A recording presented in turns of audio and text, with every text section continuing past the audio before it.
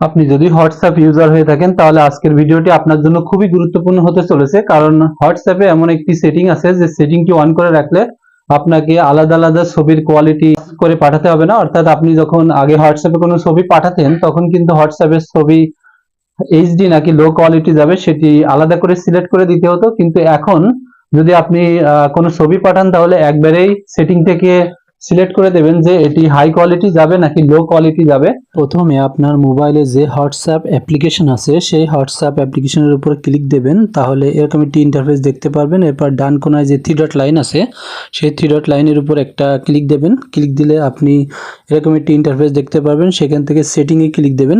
সেটিংয়ে ক্লিক দিলে আপনি এরকম একটি ইন্টারফেস পেয়ে যাবেন। সেখান থেকে স্টোরেজ অ্যান্ড ডাটা এটিতে ক্লিক দেবেন। এটিতে ক্লিক দিলে আপনি এরকম একটি অপশান পেয়ে যাবেন।